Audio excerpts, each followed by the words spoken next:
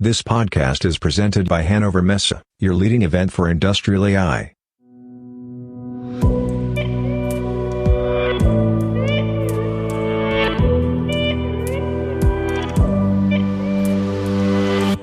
Hello, everybody, and welcome to a new episode of our Industrial AI podcast. My name is Robert Weber, and it's a pleasure to talk to Peter Sieber. Good morning, good afternoon, good night, good something to you, Robert, to everybody, to all you listeners. Thank you, Peter. I'm back from holiday. What have I missed? What have you missed? Oh, there's a couple of things I can share with you. Should I start? Yes, I have no news, Peter. I was on holidays. Yes. Actually, you did prepare part of our AI in the Alps as well, but you can talk about that later if you want to. Yeah. Multimodality. Not sure how new that is, but I picked it up. So from LLMs to MMMs is, as I suggested, or should I say M&Ms? In complete words, it means, we've been talking, LLMs for such a long time, large language models, and we're going to continue to do that. But maybe we're not going to continue to call them LLMs. Maybe they're going to be multimodal models. So forget the L for language, no L for language, right? And then I suggested it sounds very much like M&Ms. M&Ms, we don't have them where we live, I believe, although not sure on the German market where I'm from, we did have them. I think we call them maybe like treats or something like that with double E. Anyway, those are those small chocolate beans, right? Yeah. Okay, there you go. It was actually Rasmus Rother. He's the one of the Merantix co-founders. Yes. He made me aware of an article by Chris Olah. He is the co-founder of Anthropic. And by the way, Anthropic, they are the ones, that is new, that is news that you missed. They are those that in the time that you were having holiday overtook ChatGPT in the chatbot arena. Okay. We talked about the chatbot arena last week. If you want to know more about it, it's where humans like Robert and I, many other people go, and you don't see which two chatbots you're using. And then after you say, I like the left one, the right one better, or they're the same, whatever, then you see it. So in the meantime, Anthropic, Claude, one of the Claude LLMs is 1 or 2 points above GPT. So like in the same category, right? Now he says multimodality is the next frontier in AI. So get yourself up to speed with where we are. Traditional AI systems often rely on single modal data input, which can limit their understanding and interaction with the environment. Multimodal AI, however, synthesizes information from different sources, right? Enabling a more nuanced interpretation. This will improve AI systems across all areas of application. Now, that fits perfectly, I think, with Jan LeCun's point. I think the first time where I saw it was 2 weeks ago on, Lex's podcast with him. I didn't finish it, although what Jan was saying in the first 5 minutes was so, there were so many good things in it. And one of the things that he was saying there, like in 4 years, a child has seen 50 times more data than the biggest LLMs today. I can't go into the details. That's not important, but that's exactly the same what he was saying, right? He was saying, we need to be careful, not think that, LLMs is going to be the future. And that's what this is all about. Did he say, I believe so, text is simply too low bandwidth and too scarce a modality to learn how the world works. Now, personally, I believe that we have been gathering multimodal data for many years in our industrial environment, right? So originally, I guess for 50 years, that was maybe flat only. We had always numeric sensor data, temperature, pressure, width, length, etc., etc. I think we've been doing that for 50 years. And then vision has come in, or maybe there was another one, I'm not sure. But vision, I guess, especially for quality control, has been around for, again, I guess, maybe 25 years, has been pixel-based. There was this one podcast that we did, that I did, I believe, in German, was 3 years ago. We talked about exactly how we're changing from original pixel-based vision towards probability machine learning based. So my view is that in our industrial environment, we are very well prepared for moving towards multi-model. So combining, for example, end-of-the-line quality check images with any kind of flat data, I call it flat, numerous data, that we have taken maybe 10 minutes earlier somewhere in the production line. If we can somehow combine it. So if you, dear listener, working on some kind of multimodal industrial solution, and want to talk about it in our podcast, please let us know. A note from my side, because Johannes Brandstedt has already talked about multi-model models when it comes to simulation. And he said they play a crucial role when it comes to AI and simulation. I think it was 2 or 3 episodes in our archive when at the end, at the podcast, Johannes spoke about this kind of models. That is so good. That's so good that you know that explicitly. And it's so interesting because Johannes is going to be with us exactly where you were. So he's going to be with us in the Alps, right? Yes, Johannes will be in the Alps and Sebastian Lehner will be in the Alps. We will talk about simulation and AI. And we will also talk about the AI Act. We will have a special group on the AI Act. And then we have, of course, our dear friend, Professor Dr. Marco Huber. And he will talk about real industrial AI use cases. I'm really looking forward. I talked to Yoshi last week about the dinner and what kind of hike we will do this year. And yeah, we planned everything. Yeah. Oh, looking forward to it. Oh, but that is so good. That is so interesting. That means that in the simulation track, we're going to be most certainly talking about exactly moving towards or just doing already multimodality. But then again, having said that, as I just suggested, if you, dear listener, let us know, because I'm not, maybe we are already doing this one way or the other, but maybe not in the sense that it was meant in the combination with the models, with the foundation models. I do not believe that. And that is, I then assume, what Johannes is probably going to be talking about. Yes, exactly. What else do you have? LLMs, which then soon are going to be MMMs, right?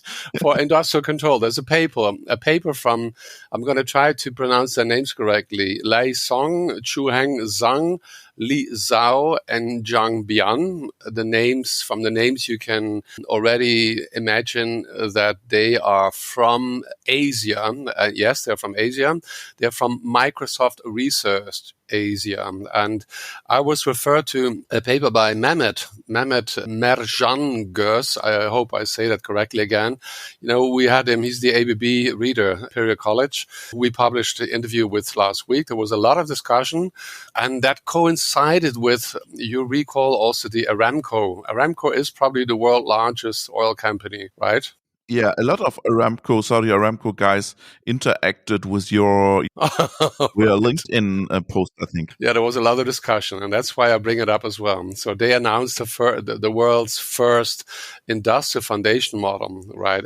That was the words, right? And again, referring back to our conferences, we started probably, from my feeling 2 years back, talking about the need for an industrial foundation model, and I'm completely certain that we're going to be talking about it again this time, so this summer. And yes, as you say, it drove quite some discussion. If this, there was a question put forward, if this was only a PR stunt or whatever. Either way, I've never thought it like that. I thought, sure, this company has money, they can put it wherever they want it. And why would they not be doing that? So, and having said that, I do put certain borders for myself to what I'm willing to put time into. You know, Robert, and some of our listeners know quantum computing.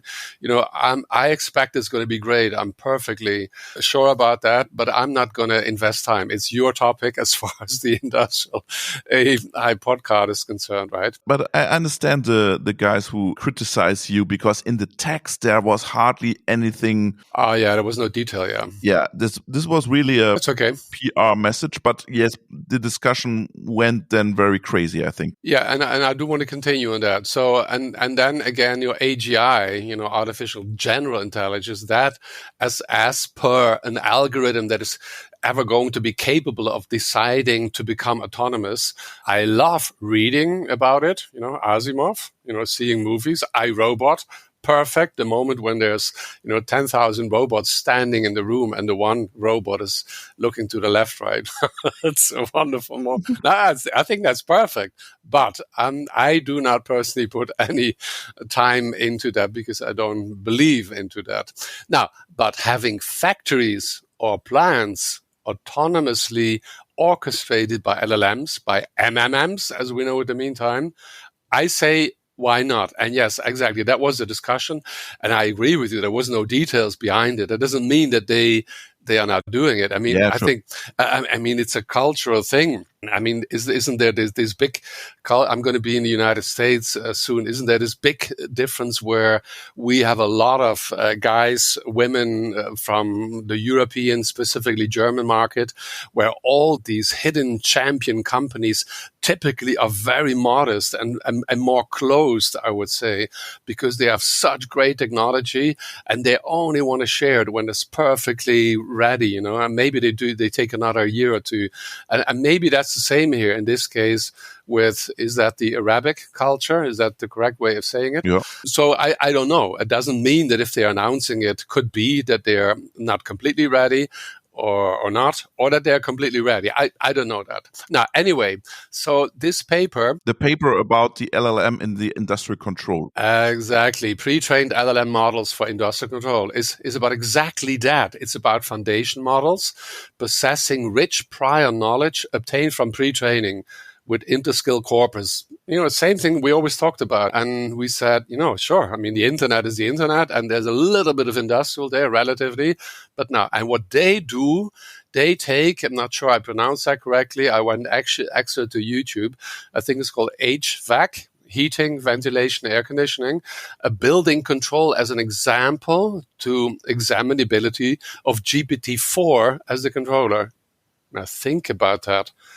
We have been talking, and you like talking about the gray boxes. And here we're talking about, a piece of software, GPT-4, and we know what GPT-4 is as an example of an LLM as a controller. So they're going to look at how well can GPT-4 control HVAC? How well does it generalize? A couple of other questions. Now, in general, they found that GPT-4 achieves the performance comparable to reinforcement learning methods with a few samples. Now, I am not saying that means that already today we can have a large language model, orchestrating a chemical plant. Sure. That's not the point. But they're showing that it can today very well, control an HVAC. Yeah, that's easy. The point is, if we have control and we can control through a large language model, then maybe in 5 or 10 years, or I don't know, at some point in time, we're going to be able to do more. I'm certain about that. And we put the paper in the show note. I think everybody's interested in this paper. Exactly. And actually, so I'm preparing a presentation for, it's called the Connected Plan Conference. I'm going to be there and I'm going to be speaking in Houston. They call themselves the energy capital of the world. And my topic is going to be I'm actually going to have 2 topics, but one is going to be towards autonomous plants. I like that topic a lot, proposed actually from the discussion with Mehmet. But if you, you, dear listeners, have anything in that area, just please share with me as well. So next news, Peter. Sub-symbolic and symbolic to be united. Oh, yeah. It's related. It's all related together as always. There's another paper. It's called Symbolic AI, a framework for logic-based approaches combining generative models and solvers. The guys, I think they're all guys, yeah. In this case, Marius Constantinou, Claudio Leovianu Condrei, Markus Holzleitner, Werner Zellinger, and Sepp Hochreiter. Oh. Is he going to join us for a beer sometime at AI in the Alps as well or not? Yeah.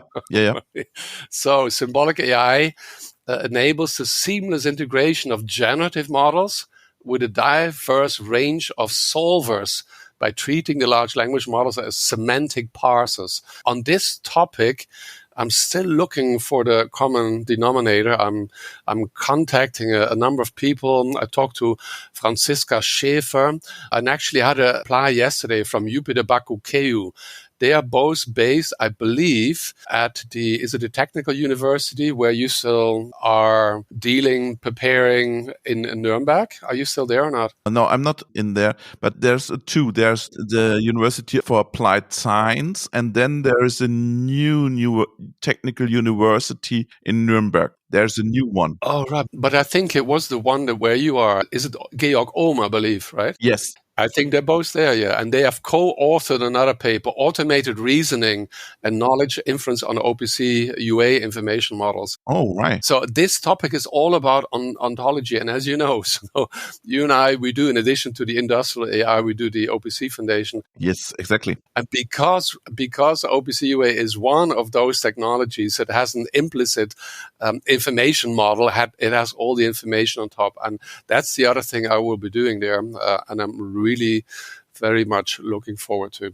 Perfect. Your last news, Peter, and then we'll switch to the main part. Very good. Yeah, it has nothing to do directly. It's more a very high-level topic. There's Peter Gostev. For those of you that want to follow him, it's Gostev. He's the head of AI at Moonpig. He suggests humor understanding as a benchmark for LLMs. Now, that's very good. What he says, he says humor understanding is something that still sets GPT-4 apart. He tested it alongside Claude. There is Claude, that is the Anthropic large language model, right? And Gemini. And he says Gemini was completely hopeless. Claude was impressive sometimes, but GPT-4, 9 out of 11, was capable of explaining a human joke. Now, he says, he gives a couple of reasons why he believes it's interesting. It's more on the side, as I say. It's not directly for us in the industrial AI environment, but it's more like the big picture of what can LLMs do for us. He says, number one, there's no direct training data. Nobody is writing explanations of jokes, so the LLMs cannot memorize something, right? And he says it requires an understanding of the culture. I just mentioned culture, German, American, maybe Arabic culture, and there's 100,000 other different cultures, right? And it needs a kind of understanding of the culture. I think he's from the UK, and the jokes he was giving, they were probably British jokes, which, as we know, are completely different from, for example, German jokes, right? Now, there's 1-2 other reasons that I'm going to share.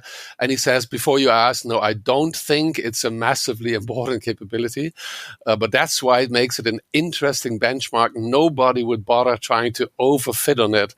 And I think it's a decent measure of emerging capabilities that nobody would train for. Interesting.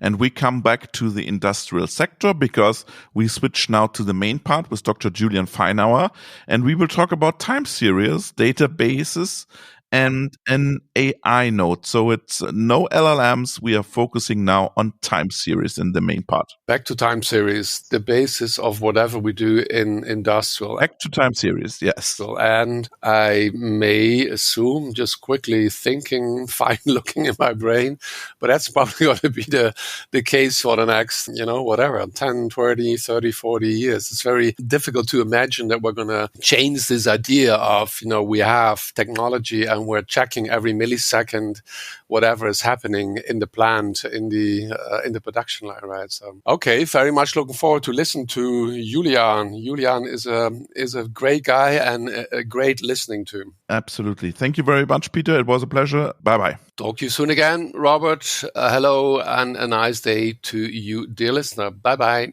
Bye. It's a pleasure to talk to Dr. Julian Feinauer, the Technical Director of Timecho Europe. Julian, welcome to the podcast. Good morning, Robert. Good morning. We want to talk about ApacheIoTDB and AINode. But before we start, please introduce yourself briefly to the listeners, Julian. Hello, everybody. It's a pleasure to be here. My name is Julian, and I like databases. That's the reason why I'm here. I think I was already in the podcast with ApacheIoTDB and talked a bit about Timeseries databases. ApacheIoTDB is an open source project, and I'm a long-time committer and PMC member there. And 2 years ago, we started a company, Timecho, where we started to provide professional support and enterprise features based around ApacheIoTDB, so to say. Can you please summarize for us what is ApacheIoTDB, maybe in 5 sentences? Yes, ApacheIoTDB is an open source time series database focused on handling a lot of data. So time series database is a pretty new kind of database focused on time series. So coming from sensors, IoTDB, IoT applications. And there are many products out there. And IoTDB is one of the younger databases, which has incredible performances in case of really many data points, so thousands of devices and millisecond sampling rates and things like this. What's the unique selling point, or not? It's not a selling point because it's an open source project, but what is so special with ApacheIoTDB? Later, we will talk about a really, really cool feature. So far, I would say it's 2 things. One is the memory footprint, hardware usage. It's excellently fitting for edge devices because it stores data extremely efficiently and really needs very, very few resources for what it does. And the second thing is performance. From what we know, ApacheIoTDB is fastest in many benchmarks we did. It has the best performance over all databases, which really only matters, I would say, if you have lots and lots of data. So it's very good for industrial applications, right? Right. It's called ApacheIoTDB, so we call it the IoTDB native database. But of course, we have many, many use cases in the IIoT area, so industrial use cases. Coming from managing fleets of vehicles, which send telemetry data, up to having complete plants recorded. And even, this is one of the coolest cases, I would say, a nuclear power plant. Oh, whoa. That's critical infrastructure. Oh, wow.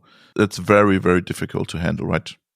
Yes, and there are many reasons why this is an interesting case. And especially we are dealing with, I think, 13 protocols where data comes in, and it's over 86,000 different metrics that are monitored, partially with nanosecond level sampling rate. So it's, incredible. And in Europe, you are partnering with Bosch Rexroth, right? You are part of the Control X world and you are partnering with Bosch, right? Yes. As I said, IoTDB has this, from my perspective, very nice feature that can use it on constrained devices at the edge.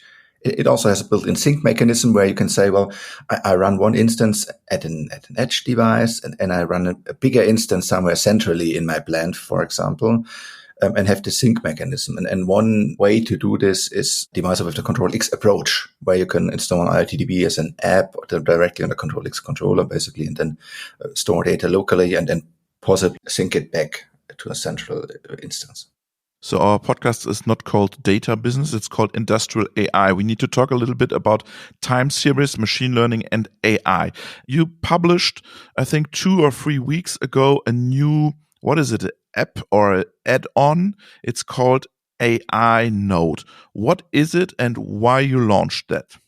Yes, and this is the point where I have to be a little bit careful, because now we're kind of leaving ApacheIoTDB space and we start talking about TimechoDB. Because, as I initially said, one thing we do at Timecho is provide support, professional support, helping you configure things right. For the open source project Apache. The open source project, yes. But we are also starting to create our own distribution, I would say. That's not unusual in the open source world, I would say. And the new AINode we just launched is also at the moment an exclusive feature of the Timecho DB. To make it clear, yeah, you have to pay for it. This disclaimer, sadly, you have to pay for it. Yeah, so what is it? I mean, it's called AINode, which means AI and node. That's it. That's it, yes. So what does the node in there do? I mean, AI might be clear for most of the listeners. What does the node do?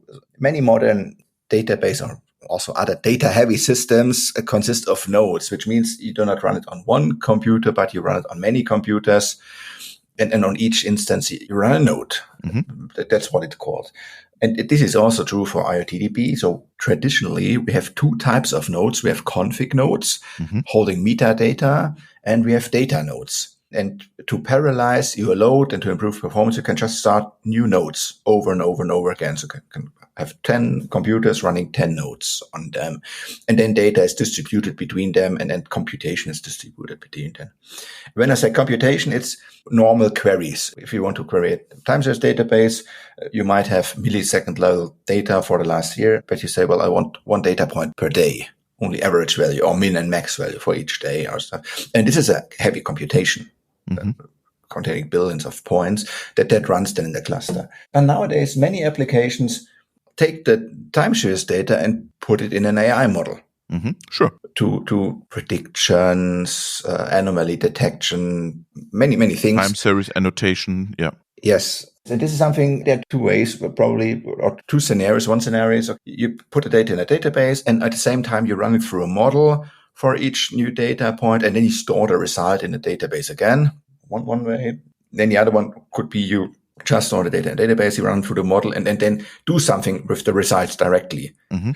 Check if you trigger something, trigger an alert or another action, whatever. And usually when you want to do such a scenario, then you have to set up the database, of course, and then you have to set up the AI model, of course, and then you have to have some kind of service which either takes data from the database whenever new data arrives and then puts it to the AI model and later back, or you have an infrastructure where you get the new data point centrally and then distribute it to both database and AI model. And as we know nowadays, training an AI model is one thing, but deploying an AI model and then keeping it in production is another thing. Yes, absolutely. That also needs to be done. And this is the reason why we came up with this concept of the AINode.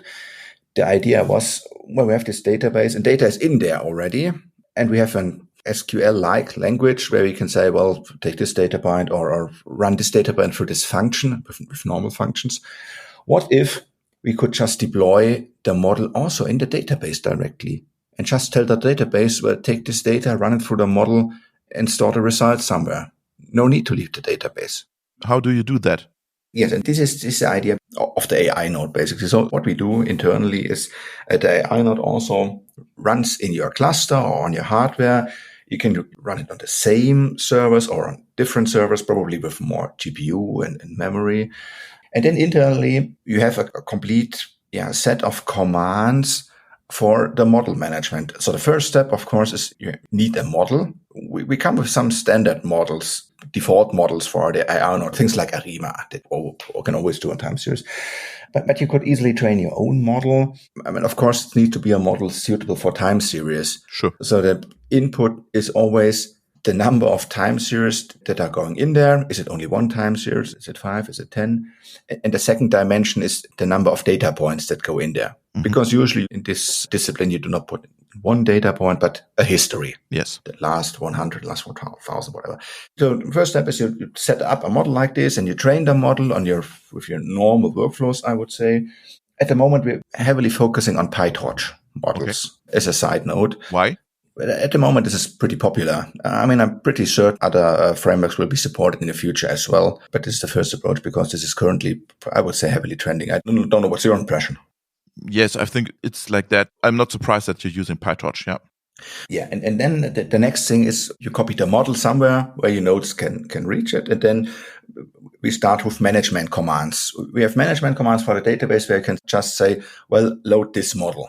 Recognize this model, load this model, and then you give metadata, like what I said, the dimensions of the data that goes in, the dimension of the data that goes out, things like this. That's basically it. Then your AI node knows the model.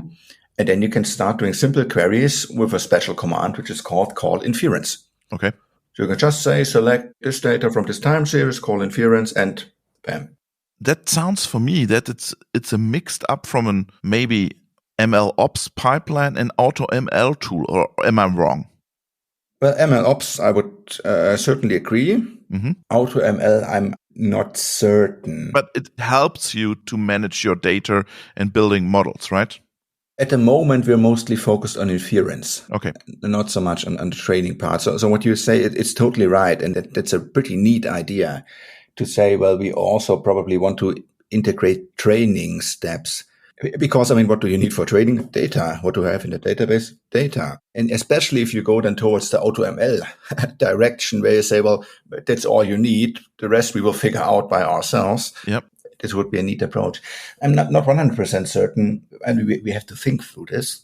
I'm not 100% certain because training sometimes is special and you use special infrastructure. I mean, in many situations, you can rely on CPU for inference because it's okay.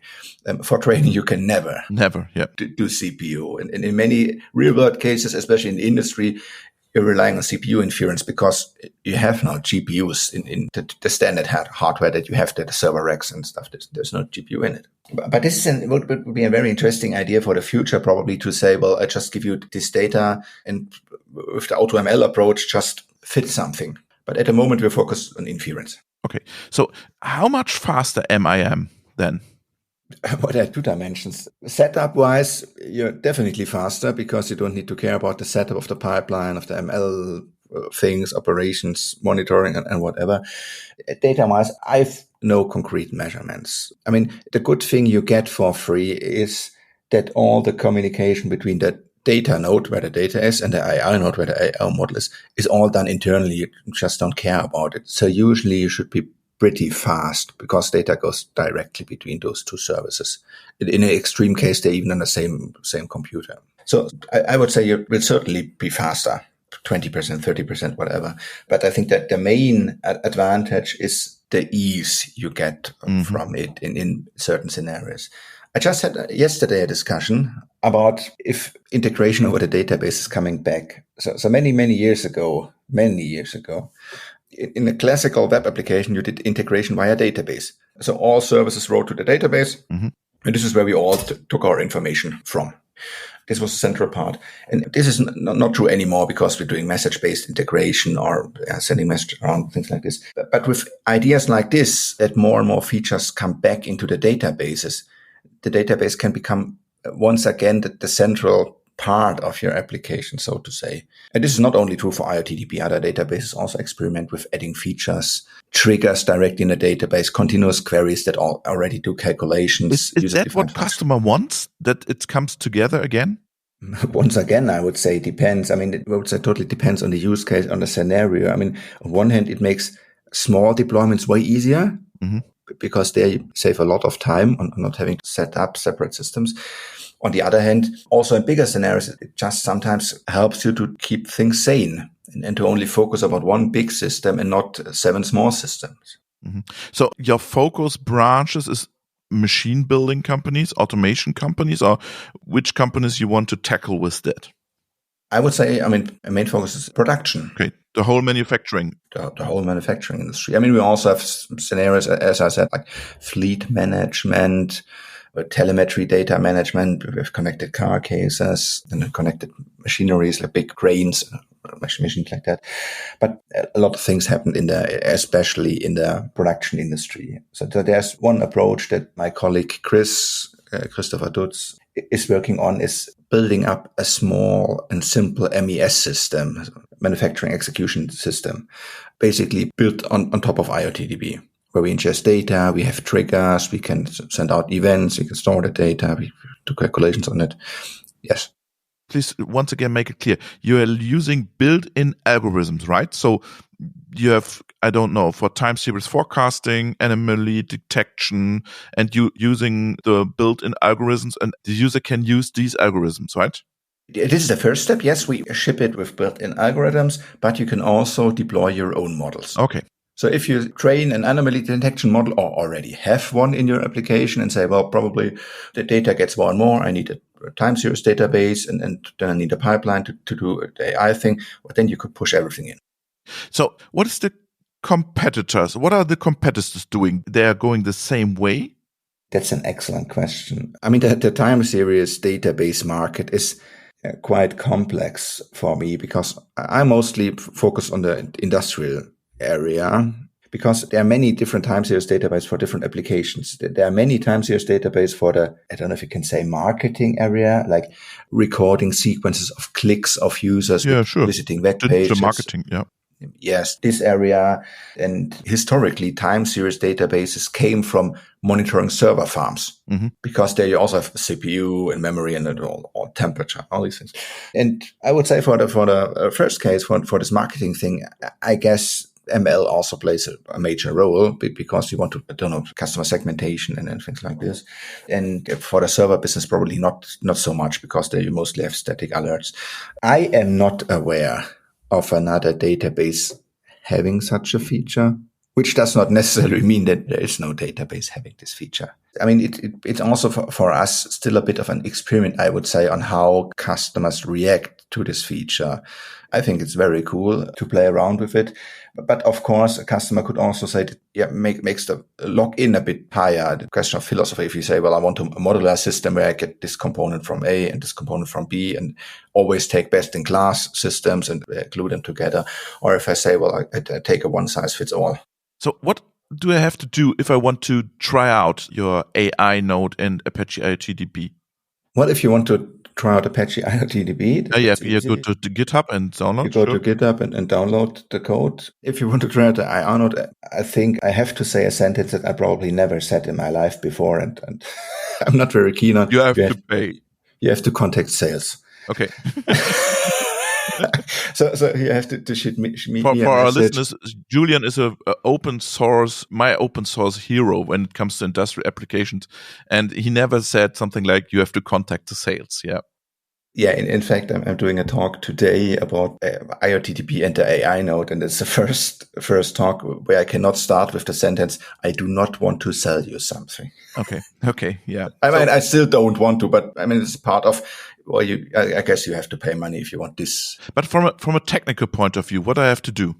Well, from a technical perspective, you have to, if you have a deployment of IoTDB, then you have config nodes and you have data nodes, and then you have to spin up some AI nodes. That's just a regular bash script that you have to spin up in your infrastructure, setup of 10 minutes, and then you're already there.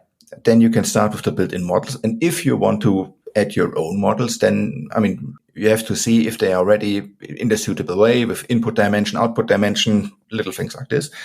And then you could just deploy them. As I said, you copy the model somewhere where all your AI nodes have access, some shared drive, or in Kubernetes would be volume claim or something, mounted to all your AI nodes. And then there's one command which says register the model in the AI nodes, and then it's there. And then you can start writing queries with it. Wow. What are your next steps with ApacheIoTDB and also with your AINode product? So you already mentioned maybe AutoML, something like this could be an option. What else? I mean, one big part, as we already learned in this discussion, is, I mean, we need to get feedback. This is a very young feature. It was officially announced in December last year on the IoTDB World Summit. Extremely new feature, and we have to roll it out and discuss with customers what they think and how this could be used and just get real feedback. Things like what we discussed, is PyTorch enough for now? Or customers say, well, we have this TensorFlow nodes here and things like this. Then we have to learn how customers want to use it and what we can improve there. And other thing is, as discussed, probably we can consider doing training steps in there or helping with training a model in a way that we can prepare the data in the right way or things like this. And regarding IoTDB, I mean, the last two releases were pretty minor. We added some features, a lot of management, infrastructure, operations, things. We pretty recently released a very new version of the cluster module, which now helps to build even bigger clusters in a very simple way and to scale the cluster very dynamically, which was not possible with the old cluster module. Besides that, I mean, there's this trend to adding more and more features to a database. As I said, this is more of the, perhaps the database will once again become the central part We have things like continuous queries, which just mean you can set a rule which says whenever a data point comes in here, do this calculation to calculate I would say, virtual data point and store it there. We have pipes where we can say, well, whenever this happens, send data out to this other system. We have triggers where you can say, well, whenever data point comes in, that do this condition, and if something happens, do this and that. So we're working on many features and making it easily possible to have a typical IoT application, but without needing 7, 8, 9 systems. Let me ask you one question at the end. What do you see on the database market that interests you? Not IoTDB, other database trends you see? This is a very good question. So generally speaking, the whole scaling thing is still amazing to me. I mean, the big disruption with the so-called NoSQL databases came when the regular relational databases came to a limit because it's very hard to scale them to different nodes. Mm-hmm. Normal database works best on one central node. So the standard approach was just to make the node bigger until we hit the limit. And then there were all these NoSQL databases that made everything more easy, scale. But then we learned that relational databases have all these nice features that the NoSQL database have not. And we're still somewhere in between. NoSQL database adding more and more features that relational database always had. And on the other hand, relational database is getting more and more ideas on how we can still scale out a bit without losing too much. And then we have this trend of, do you still host a database yourself, or do you take one software as a service? Yes. Because in a typical... Is that possible with Timecho? Technically speaking, it is possible. At the moment, we do not offer such a service. Okay. This is something we discussed, and probably there is a market for hosted Timeseries databases. But on the other hand, if you look at the general market, you see that a lot of the IoT infrastructures from great providers were shut down this year and last year. So I'm not 100% certain. And also, I mean, many customers do not want to send their data out, especially this part of data. Yeah, so I'm not certain about it. But this is still super amazing for me to see how the NoSQL databases try to be more SQL-like, and the SQL databases learn more and more about the NoSQL database, or what tricks they could integrate. Julian, thank you very much. It was a pleasure to talk to you. All the best for you and your product, for your open source project, for the colleagues from the sales department, and for AINode. Thank you very much, Robert. Thanks for having me. It was a pleasure. Thank you.